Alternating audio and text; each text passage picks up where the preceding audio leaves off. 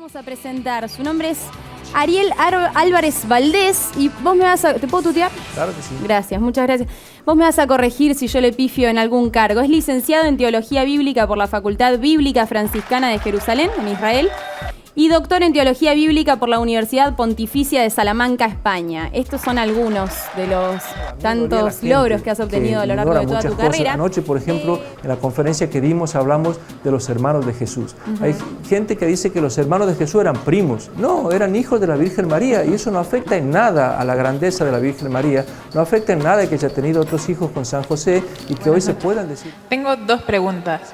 Una, ¿tiene un significado el hecho que haya sido en pregunta? Es un versículo, el 12 de ese mismo capítulo, que dice que Jesús bajó a Cafarnaúm con su madre, sus hermanos y sus discípulos, y siempre está esto de que, como de los hermanos protestantes, siempre reviran mucho este tema de los hermanos, ¿no?, de María. Y tengo entendido que, cuando se refiere a los hermanos, el evangelista, ¿qué significaba en ese momento como tal? Lo primero, lo de Caná y lo de Cafarnaúm. Hermano, usted es jesuita, pero usted es maestro de historia, ¿verdad? Y del Jesús histórico, como parte de la orden de los jesuitas. ¿En dónde da clases, hermano? Así es. En el Instituto Bíblico Católico de aquí de Guadalajara, Jalisco. De Guadalajara, Jalisco. ¿Cuál es su nombre, hermano? Mi nombre es Víctor Miguel Batista Mesa. Maestro, usted como jesuita y maestro, me le voy a dirigir de esta forma. Dígame, ¿usted qué entiende con respecto a los hermanos de Jesús? ¿Usted cree que realmente es plausible que Jesús haya tenido hermanos carnales? Claro que sí. Hablando de Jesús de Nazaret, en el plan histórico, hay dos cosas seguras sobre él, nada más, que fue discípulo de Juan el Bautista por poco tiempo, de ahí que sus primeros discursos fueron en temas escatológicos, y el segundo es de que tuvo hermanos y hermanas, es histórico.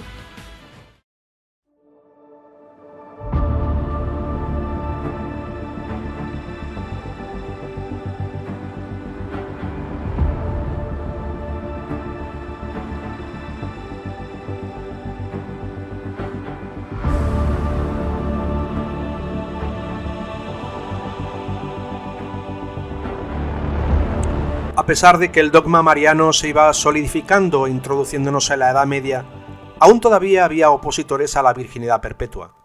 Los exmonjes Sarmacio y Barbaciano negaron la virginidad en el parto. Ambrosio fue su opositor.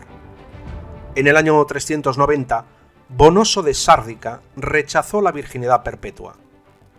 Philip Donnelly, teólogo católico, menciona: hacia el año 390, Bonoso abrazó y difundió la tesis de que Nuestra Señora no permaneció virgen después del nacimiento de Cristo.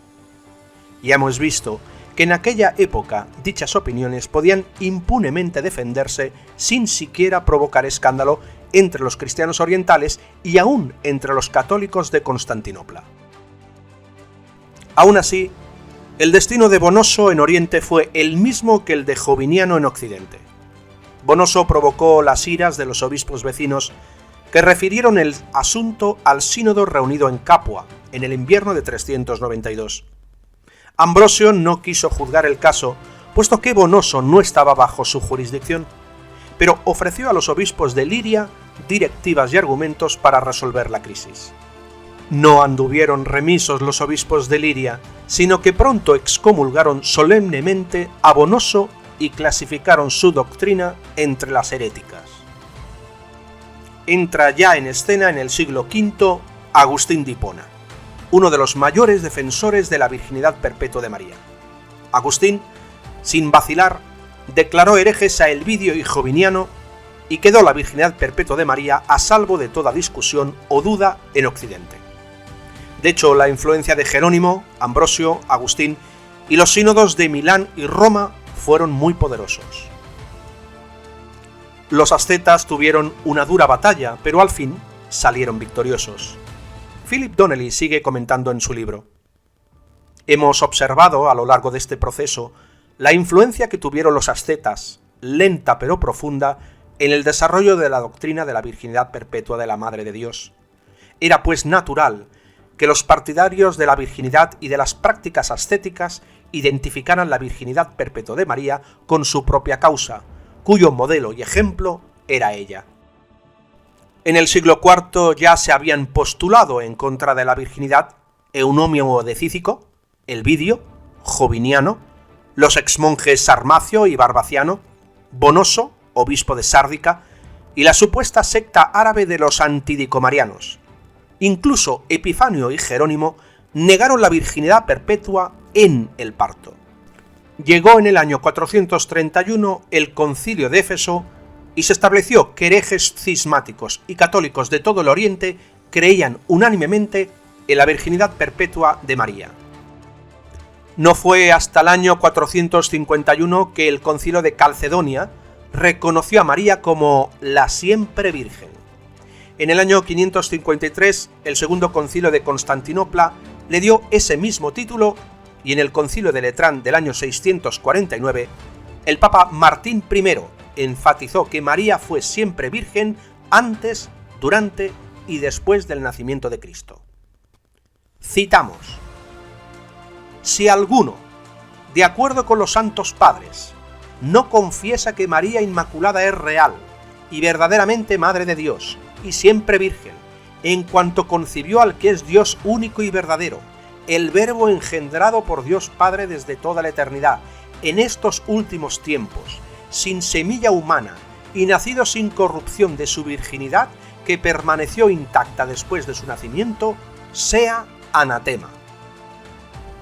Desde entonces en adelante, a María se le empezó a llamar la Aei Partenos, la siempre virgen. Es ahí donde empieza a cuajar con fuerza la creencia de la virginidad perpetua.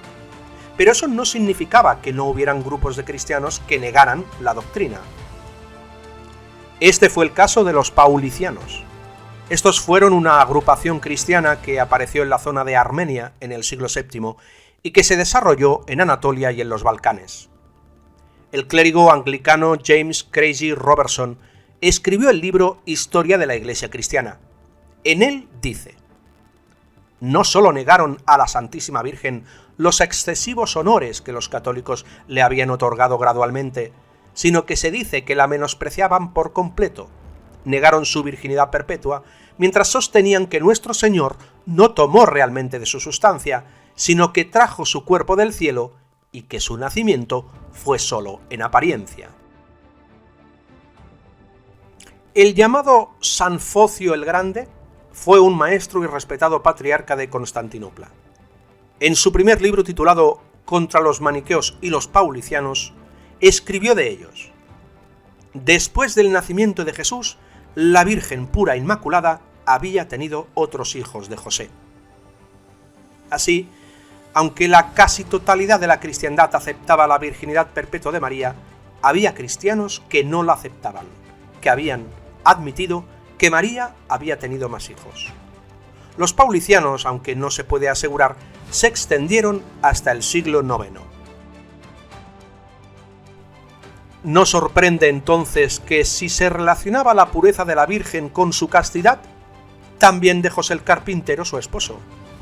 Así fue defendida por Jerónimo. Él dice: el mismo José era virgen por María, que de un matrimonio virginal nació un hijo virgen, porque si como hombre santo no cae bajo las acusaciones de fornicación, y en ningún lugar está escrito que él tenía otra esposa, pero era el guardián de María con quien debía casarse en lugar de su esposo. La conclusión es que aquel a quien se consideró digno de ser llamado el Padre del Señor, permaneció virgen. Así, para Jerónimo no solo defendió la virginidad perpetua de María, sino que se le ocurrió defender la virginidad de José, sin ningún apoyo bíblico ni referentes a los padres de la Iglesia antes que él. Es más, se opuso también a los ortodoxos que decían que los hermanastros de Jesús eran hijos de José de un matrimonio anterior. Digno de mención es la cita a continuación. Ciertas personas que siguen los delirios de los apócrifos imaginan que los hermanos del Señor son los hijos de José de otra esposa e inventan a cierta mujer Melcha o Escha. Como está contenido en el libro que escribimos contra el vídeo, entendemos como hermanos del Señor no a los hijos de José, sino a los primos del Salvador, hijos de María, la tía materna del Señor, de quien se dice que es la madre de Santiago el menor y de José y Judas, quienes, como leemos, fueron llamados hermanos del Señor en otro pasaje del Evangelio. De hecho, toda la Escritura indica que los primos son llamados hermanos. Las luchas y peleas que tuvo Jerónimo con varios de sus contemporáneos queda reflejado en el comentario de Karl-Heinz Dessner, historiador alemán, que mencionó: la principal habilidad de Jerónimo consistía en hacer aparecer como canallas y desalmados a todos sus adversarios, sin excepción. El teólogo Joan Llopis admite lo siguiente: Jerónimo se pelea con sus adversarios con una vehemencia que llega incluso al insulto o al sarcasmo. La creencia de que también José era virgen perpetuo fue dominante en la Edad Media. Por eso podemos encontrar numerosos comentarios bíblicos al respecto de esa época. El teólogo Rábano Mauro dijo: la devoción católica enseña, y hay que admitir que los padres de nuestro Señor estuvieron siempre dotados de una virginidad inmaculada. Pedro Abelardo dice: José, como recordaba San Jerónimo, permaneció virgen, al igual que su esposa. El llamado San Alberto Magno mencionó: he aquí el cuarto nombre que merece el homenaje de la virtud, porque ella, María, estaba desposada con el justo José, pero no unida a él en concupiscencia. Reflexiona también sobre el voto de virginidad de estos dos esposos. Y no podemos dejar de citar al que quizás sea el más influyente teólogo de la Edad Media, Tomás de Aquino. Él mencionó: en cuanto a San José, como dice San Jerónimo, más bien debemos creer que permaneció virgen, porque en ninguna parte vemos que tuvo otra mujer y porque un santo no sucumbe a la fornicación. Así, por tanto, el concepto de que José y María fueron vírgenes perpetuos predominó en la Edad Media, sobre todo en Occidente. John Paul Meyer menciona: lo que a menudo se considera doctrina común de la Iglesia Católica, esto es, que los hermanos y hermanas eran realmente primos y que no solo María, sino también José vivieron en estado de perpetua virginidad, fue expuesto por primera vez en el Tratado contra el Vidio, escrito por Jerónimo en la última parte del siglo IV. Esta posición fue la que predominó en el cristianismo occidental durante la Edad Media. Esta es una razón más para pensar que la tesis de Jerónimo es exclusiva de él, inventada y desarrollada por él mismo para justificar su ascetismo y el de su época. Su argumentación no parte de la enseñanza de los apóstoles, ni tampoco en la era de los padres apostólicos. El erudito Joseph Weiber Lightfoot menciona: Jerónimo no reclama apoyo tradicional para su teoría. Esta es una característica notable en su tratado contra el Vidio. Argumenta la cuestión únicamente sobre la base crítica y teológica. El historiador Philip Schaff comenta: la teoría de los primos considera a los hermanos como parientes más lejanos, es decir, como hijos de María, la esposa de Alfeo y hermana de la Virgen María, e identifica a Santiago, el hermano del Señor, con Santiago, el hijo de Alfeo, y Santiago el menor, convirtiéndolo así como también a Simón y Judas, en apóstol. Esta teoría fue propuesta por primera vez por Jerónimo en el año 383 en un tratado polémico contra el Vidio, sin ningún apoyo tradicional. Los movimientos religiosos anteriores a la Reforma Protestante, como son los husitas, valdenses y lollardos, también creían en la virginidad perpetua de María. Llega el siglo XVI y, según la tradición protestante, Martín Lutero clava sus 95 tesis en la iglesia de Wittenberg.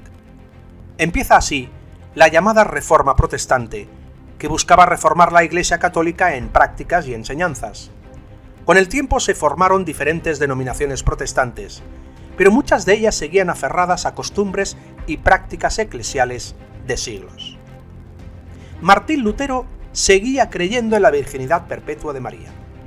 Él escribió: ahora nos puede ocupar la pregunta de cómo Cristo pudo tener hermanos, ya que él era el único hijo de María y la Virgen María no tuvo hijos fuera de él.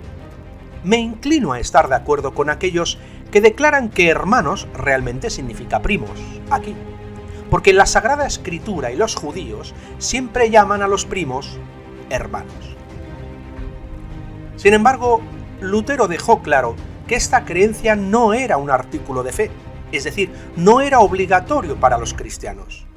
Él menciona: la Escritura no discute ni habla de la virginidad de María después del nacimiento de Cristo, asunto que preocupa mucho a los hipócritas, como si fuera algo de suma importancia de lo que dependiera toda nuestra salvación. Hay una fuerte crítica a los católicos romanos por aferrarse a la tradición mariana. Lutero sigue diciendo: si les preguntas por qué se aferran tan fuertemente a la virginidad de María, realmente no sabrían decirlo. Estos idólatras estúpidos no hacen más que glorificar solo a la Madre de Dios. La ensalzan por su virginidad y prácticamente la convierten en una falsa deidad. Otro de los reformadores, Ulrico Zwinglio, también creía en la virginidad perpetua de María. Escribió: creo firmemente que María, según las palabras del Evangelio, como virgen pura, nos dio a la luz al Hijo de Dios, y en el parto y después del parto permaneció para siempre una virgen pura e intacta. Juan Calvino es un caso especial. Habló del vídeo como un ignorante de las Escrituras al proponer que María tuvo más hijos después de Jesús. Él dice: la palabra hermanos, que hemos mencionado anteriormente, se emplea de acuerdo con el idioma hebreo para denotar a cualquier pariente, y en consecuencia, el vídeo mostró una ignorancia excesiva al concluir que María debe haber tenido muchos hijos, porque a veces se menciona a los hermanos de Cristo. Pero si nos damos cuenta, quien demuestra ignorancia excesiva es el propio Calvino. Primero, los evangelios no fueron escritos en hebreo, sino en griego. Segundo, en el idioma griego existe una palabra específica para hermano, que es adelfo, y otra para primo, que es anepsio. Tercero, los escritores del Nuevo Testamento no seguían la antigua tradición hebrea de emplear la palabra hermano para los primos u otro pariente, ni siquiera tampoco en la literatura extrabíblica de la época. Sin embargo, la postura de Calvino es extraña. Aunque aceptó la virginidad perpetua de María, no está de acuerdo con el voto de virginidad que pudiera haber hecho María, y en consecuencia María tuvo que consumir el voto matrimonial. Lo citamos: la conjetura que algunos han sacado de estas palabras, que ella había hecho voto de perpetua virginidad, es infundada y completamente absurda. Ella, en ese caso, habría cometido traición al permitir unirse a un marido y habría derramado desprecio sobre el santo pacto del matrimonio, lo cual no podría haberse hecho sin burlarse de Dios. Aunque los papistas han ejercido una bárbara tiranía sobre este tema, nunca han llegado tan lejos como para permitir que la esposa haga voto de continencia a su gusto. Además, es una suposición ociosa e infundada que existiera una vida monástica entre los judíos. El historiador David Wright apunta muy bien sobre este tema. No hay duda de que el consenso de los reformadores afirmaba la virginidad de María no solo antes del nacimiento y después de él. Calvino es algo así como una excepción, en el sentido de que su biblicismo más cuidadoso podría insistir en que solo María se abstuvo de tener relaciones sexuales antes del nacimiento de Jesús, es decir, su virginidad ante el parto. Varias de algunas confesiones protestantes aceptaron a María como la siempre virgen. La confesión rética de 1552 dice de María: su bendita madre nunca conoció varón, sino que permaneció virgen e intacta para siempre. La confesión de Tarcal de 1562 y Torda de 1563 dicen de Jesús: fue verdaderamente concebido y verdaderamente nacido de esa virgen, virgen digo tanto antes como después de dar a luz, y debía cumplir todas las cosas para nuestra salvación. La segunda confesión helvética del año 1566 dice que Jesús nació de María, que siempre fue virgen. Los presbiterianos escoceses aceptaron la confesión, así como la Asamblea General de la Iglesia de Escocia en 1566. Sin embargo, nunca establecieron que la virginidad perpetua de María fuese creencia obligatoria para los cristianos. No era un dogma obligatorio para los feligreses. El teólogo protestante William Perkins mencionó: así como María concibió una virgen, así puede pensarse bien que ella continuó siendo virgen hasta el final, aunque no lo convertimos en un artículo de nuestra fe.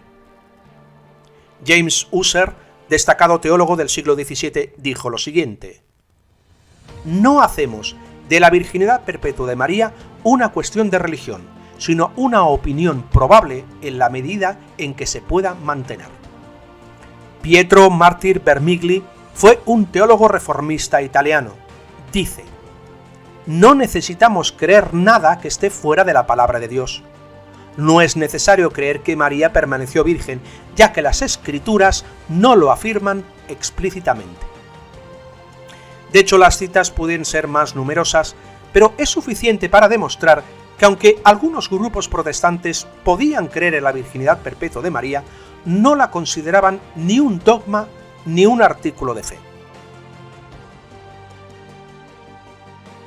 Aquí vamos a hacer un inciso para argumentar un razonamiento a favor de la virginidad perpetua de María. Por ejemplo, ¿por qué la Biblia no dice en ninguna parte hijos de María para referirse a los hermanos de Jesús? Pues por la misma razón que la Biblia no dice en ninguna parte sobrinos de María para referirse a los primos de Jesús. Los parentescos de la familia de Jesús conectan con la persona de Jesús, no con la persona de María. ¿Por qué? Los evangelios fueron escritos en torno de la persona de Jesús. No encontramos nunca el protagonismo en María. Incluso en la escena de la anunciación del ángel Gabriel, el protagonista sigue siendo Jesús. Por eso las narraciones evangélicas, todas ellas hablan del entorno de Jesús, no de María. Por eso es que no leemos hijos de María, sino hermanos de Jesús, que es más apropiado, según el contexto familiar, en poner a Cristo en primer lugar. La pregunta es lógica: ¿qué bases debe haber para quitar a Jesús como figura referente y usar a María como referente cuando se habla de los hermanos de Jesús, solo para saber si esos hermanos eran hijos de María? Ninguna.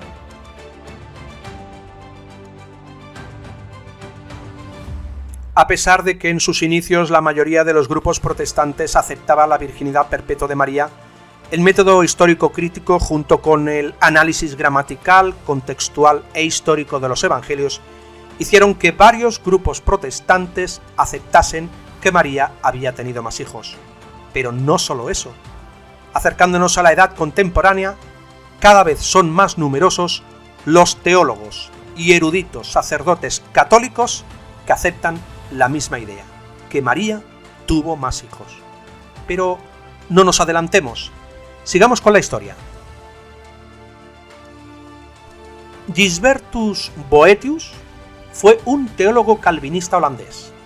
Rechazó la virginidad perpetua de María. En sus escritos menciona: si ella era virgen antes del nacimiento, durante el nacimiento y después del nacimiento, se afirma. ¿Se quedó toda la vida en ese estado de virginidad? Se niega. Está permitido investigarlo. ¿Cuándo comenzó a abandonarse en la mayoría de los eruditos protestantes la creencia que María fue virgen perpetua?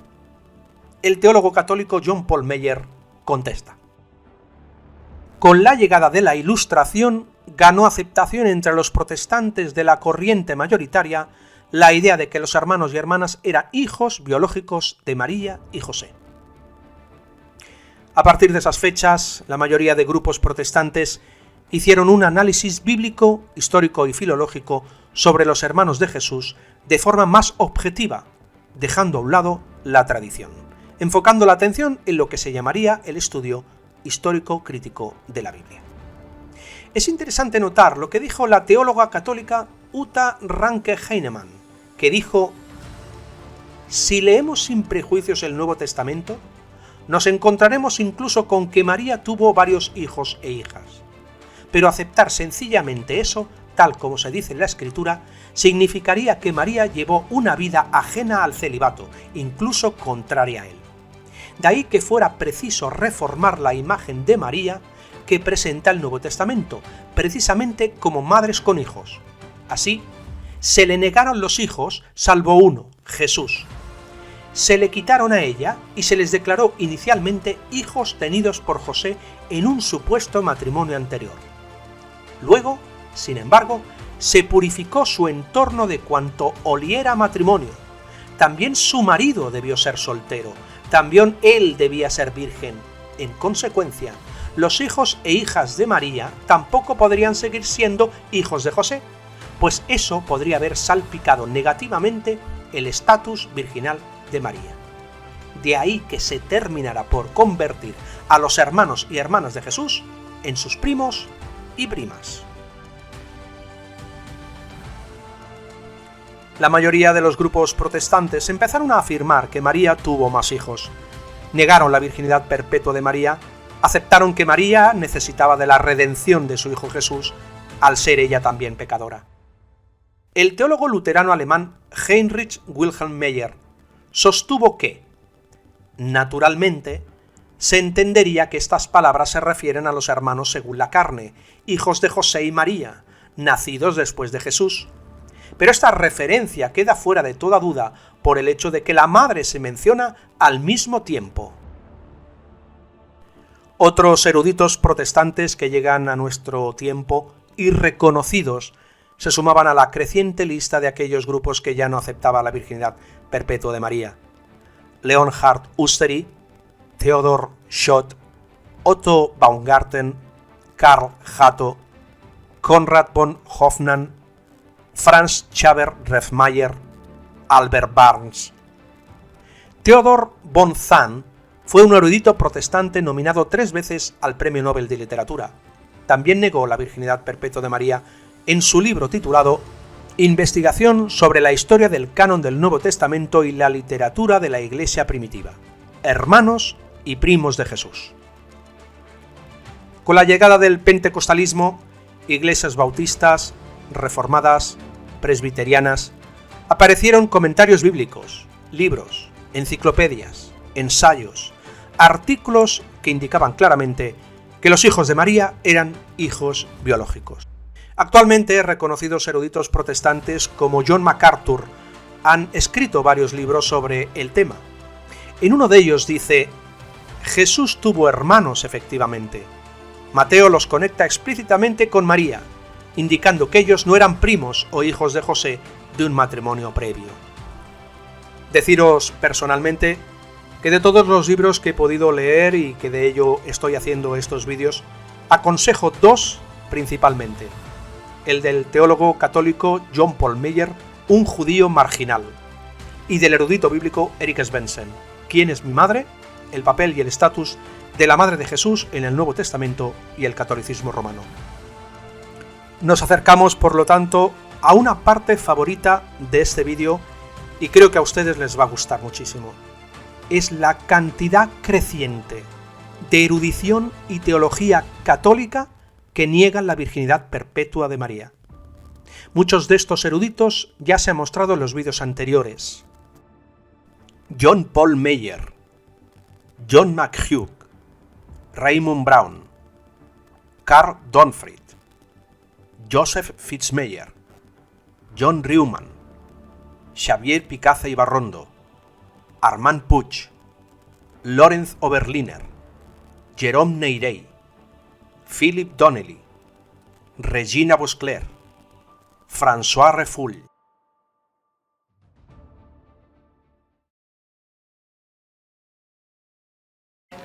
Y la segunda pregunta es un versículo, el 12 de ese mismo capítulo, que dice que Jesús bajó a Cafarnaúm con su madre, sus hermanos y sus discípulos, Y siempre está esto de que, como de los hermanos protestantes, siempre reviran mucho este tema de los hermanos, ¿no? De María. Y tengo entendido que, o sea, cuando se refiere a los hermanos, el evangelista, ¿qué significaba en ese momento como tal?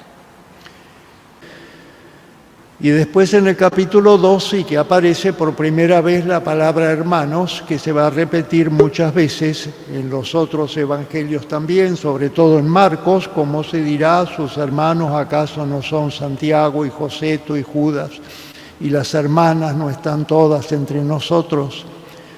Es una cosa evidente que en los evangelios y también en las cartas de San Pablo aparece el hermano de Jesús.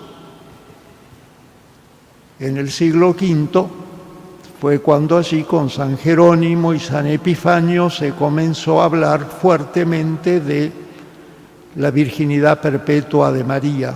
Los padres anteriores no tenían esa preocupación, siguieron utilizando los textos bíblicos sin problema, pero allí San Jerónimo y San Epifanio se pusieron muy fuertes a sostener que María había sido siempre virgen. Y por ahí surgió en tratar de explicar los hermanos, porque San Epifanio se apoyó en los apócrifos, donde José aparecía como viudo y con hijos de un primer matrimonio, que esos serían los llamados hermanos. Pero se dan cuenta ustedes que si José hubiera sido viudo y hubiera tenido hijos del primer matrimonio, esos no serían hermanos de Jesús, porque sería Jesús hijo solamente de María, no de José. Así que hacía agua el argumento de San Epifanio. Y ahí San Jerónimo, en uno de sus tratados, dice que va a dar una respuesta nueva. Y la respuesta que da San Jerónimo es esta que usted mencionaba, que la palabra hermano se entiende como pariente. Ese argumento de San Jerónimo, que deja tranquilo a mucha gente, también tiene su problema, que no hay ningún testimonio de la palabra hermano utilizada con el sentido de pariente, ni en la Biblia ni fuera de la Biblia. La palabra hermano siempre significa hermano.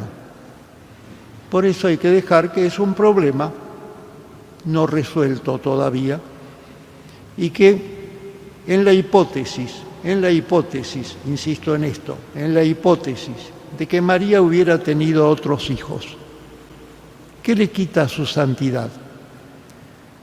Habría que pensar si toda esta corriente de insistir tanto en la perpetua virginidad de María no lleva detrás un menosprecio del matrimonio o de la maternidad, pensando que María sería menos santa si hubiera tenido más hijos. Cualquiera de ustedes que es madre de familia me dirá cuándo fue más santa, si teniendo hijos o no teniéndolos.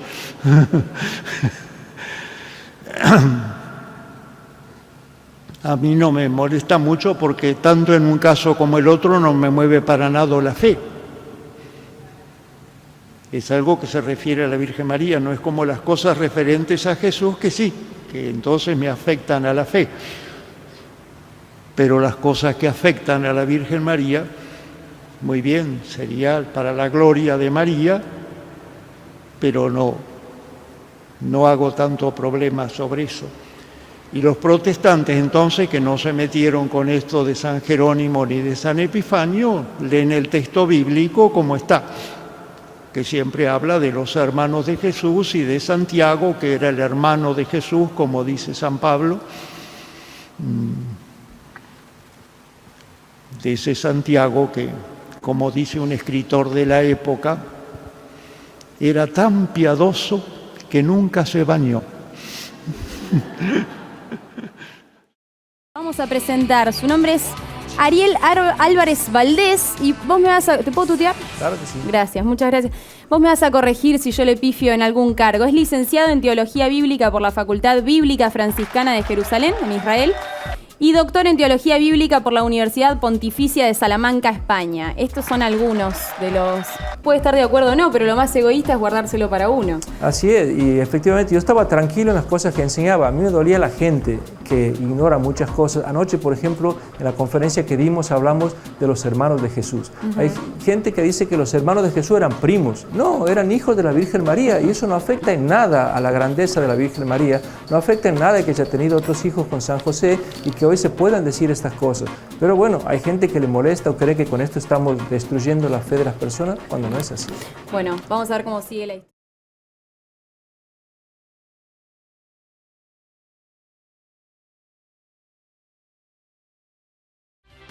Hermano, bendiciones. Usted dice que es jesuita, ¿verdad, hermano? Así es. Buenas noches. Bendiciones, hermano. Usted es jesuita, Así. pero usted es maestro de historia, ¿verdad? Y del Jesús histórico, Así, como parte de la así orden es. de los jesuitas. ¿En dónde da clases, hermano? así es. En el Instituto Bíblico Católico de aquí de Guadalajara, Jalisco. De Guadalajara, Jalisco. ¿Cuál es su nombre, hermano? Mi nombre es Víctor Miguel Batista Mesa. ¿Y cómo le han Para salido, servirles. cómo le han salido ahí los alumnos? ¿Le han salido buenos alumnos? Pues hay de todo, pero pues aquí ya vienen preparados a lo que van a escuchar. Mayor parte de los alumnos son católicos, los que llegan. Así es. Maestro, usted como jesuita y maestro, me le voy a dirigir de esta forma. Dígame, ¿usted qué entiende con respecto a los hermanos de Jesús? ¿Usted cree que realmente es plausible que Jesús haya tenido hermanos carnales? Claro que sí. Hablando de Jesús de Nazaret, en el plan histórico, hay dos cosas seguras sobre él. Nada más, que fue discípulo de Juan el Bautista por poco tiempo, de ahí que sus primeros discursos fueron en temas escatológicos, y el segundo es de que tuvo hermanos y hermanas, es histórico. Hermano, usted que ha tenido ahí relaciones en el mundo académico ahí de Guadalajara, en el Instituto Bíblico Católico, ¿usted ha conocido personas que personalmente también han expresado estas mismas cosas? O sea, me refiero a personas que están dentro de la comunidad de la Iglesia Católica, que son fieles de la Iglesia Católica y que no han sufrido la excomunión formal, es decir, siguen siendo católicos. ¿Hay personas que han manifestado estas Claro mismas que sí. opiniones? Hay demasiadas personas que también creen esto, de que Jesús tuvo hermanos y hermanas. O sea, la Iglesia Católica es muy grande, muy grande, y ya hay más libertad, sobre todo dentro de la comunidad jesuita, que estudiamos varias ciencias, incluso la astronomía, biología, antropología, etcétera. Wow. Incluso allá con el Papa, el Papa Francisco también es jesuita, pertenece a la Compañía de Jesús, fundada por San Ignacio de Loyola. Allá tenemos un observatorio de las estrellas. También ya están preocupados por estudiar el universo, la Interesante. y tantas cosas. Hermano, tengo entendido que usted conoció personalmente a John Paul Meyer. ¿Es verdad eso? El sacerdote, en paz descanse, John P. Meyer, claro que sí. ¿Se llevaban bien o solo fue nada más una experiencia? No, fueron experiencias que lo escuché en algunas cátedras que vino a impartir. Hermano, ¿por qué cree que usted que el Vaticano se ha mostrado tolerante con este tema de los hermanos de Jesús? A pesar que hay muchos católicos que dicen que las personas que digan esto son heterodoxos, herejes. Pero ¿usted por qué cree que el Vaticano se ha mostrado tolerante? Bueno, es muy sencillo. En la Iglesia Católica es como un gobierno. Cada papa, que es como el jerarca o el líder que entra, pues trae sus ideas. Igual que un político, cuando lo nombran presidente, pues llega con su gabinete y su plan de trabajo. Llega, quita y pone cosas. Es igual en la Iglesia. Hay que recordar que, por ejemplo, a Galileo Galilei se le condenó por su teoría de que el planeta se movía. Pero antes que él hubo otro científico que ya había dicho esa teoría y no le hicieron nada. porque eran distintos papas, distintos pensamientos. Oh, ¿verdad? perfecto. Entonces todo esto de la tolerancia es por el Papa que está en este momento, que lo ha permitido. Sí, así es. Y el Papa es jesuita. Perfecto. Entonces, a pesar que la doctrina oficial de la Iglesia dicta de que María fue una virgen perpetua, actualmente hay católicos que han manifestado estas creencias sin temor de ser excomulgados formalmente. Es lo que está pasando Pues, actualmente. hace rato tú lo mencionaste al padre John P. Meyer, que es sacerdote católico y tiene libros, y nunca fue excomulgado, ni siquiera se le llamó la atención por sus libros que publicaba, ¿verdad? Y así ocurre, me imagino, que con varios eruditos que usted ha conocido ahí en el mundo académico de los jesuitas. Así es. Vaya, esto es interesante porque, como vuelvo y repito, muchos católicos dicen que las personas que creen esto son herejes heterodoxos y que no conocen la doctrina católica o que no han profundizado muy bien en el tema. ¿Usted cree que se debe a que no han profundizado en el tema o es porque son personas que simplemente están siendo sinceras consigo mismas? Pues tal vez son sinceras, ¿verdad? Pero mucha gente se cierra a la razón, sin investigar.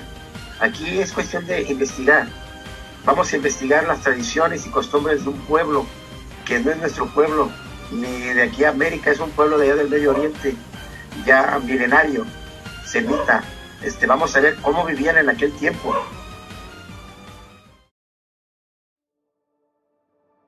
Lorenz Oberliner fue un teólogo católico alemán estudioso del Nuevo Testamento.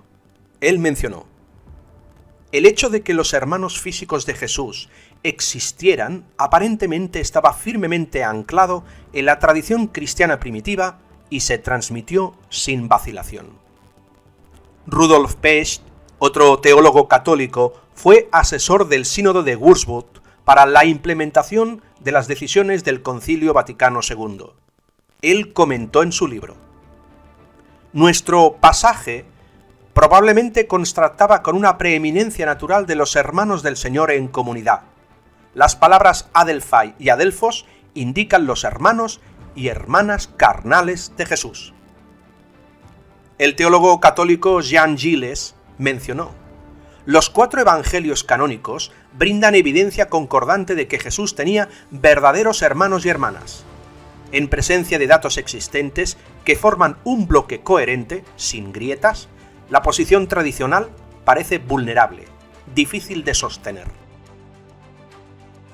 El muy citado teólogo católico John Paul Meyer escribió la obra monumental de 5 tomos titulado Un judío marginal. Hizo un análisis histórico y filológico probando los hijos biológicos de María, hermanos carnales de Jesús, y ya en su primer libro demostró lo siguiente. Él dice: la opinión más plausible desde un punto de vista puramente filológico e histórico es que los hermanos y hermanas de Jesús eran realmente tales. En 1991, Meyer hizo un discurso presidencial ante la Asociación Bíblica Católica en una reunión en la Universidad Loyola Marymount y dijo: por razones históricas, la opinión más probable es que los hermanos y hermanas de Jesús eran verdaderos hermanos. A pesar de sus declaraciones, John Meyer nunca fue excomulgado ni censurado. Sus libros son considerados una joya de la erudición católica. A este respecto, la teóloga católica Adela Yarbrough Collins mencionó: los hermanos y hermanas de Jesús mencionados aquí, Jacobo o Santiago, José, Judas, Simón y 2 o más hermanas sin nombre, aparentemente se presentan como verdaderos hermanos de Jesús. Para una historia de la investigación sobre este tema y una evaluación de la evidencia, ver John Meyer, un judío marginal. La erudita católica Fem Perkins es teóloga. Ella menciona: sostengo que llamar primos a los hermanos de Jesús es simplemente ridículo. Jérôme Neirey, sacerdote y jesuita, erudito y profesor del Nuevo Testamento en la Universidad de Notre Dame, dijo que ninguna evidencia lingüística justifica nuestra interpretación de los pasajes del Evangelio sobre Jesús como hermanos y hermanas, como sus primos. Por lo tanto, los autores del Nuevo Testamento aparentemente entendieron a los hermanos de Jesús como hermanos de sangre, no como primos o hermanastros. El teólogo español Xavier Picaza y Barrondo reconoció la fragilidad del dogma de la virginidad perpetua. Él mencionó: Jesús formaba parte de una familia de varios hermanos que en principio pueden considerarse hijos de María y de José. Raymond Edward Brown, teólogo y sacerdote estadounidense, fue uno de los primeros en aplicar el método histórico crítico al Nuevo Testamento. Dijo claramente: en mi opinión, la cuestión de la virginidad perpetua de María pertenece a la teología post-bíblica. Puesto que estos hermanos están asociados con María, si uno tuviera solo el Nuevo Testamento, uno asumiría que eran los hijos de María y José, nacidos después de Jesús. Jean-Claude Barrault, ensayista francés convertido al catolicismo, sostiene que Jesús tenía hermanos y hermanas. Esto es una certeza histórica, incluso si la Iglesia anterior quería convertirlo en hijo único. El sacerdote José Antonio Pagola, y licenciado en Teología por la Universidad Gregoriana de Roma, licenciado en Sagrada Escritura por el Instituto Bíblico de Roma, da estos interesantes datos.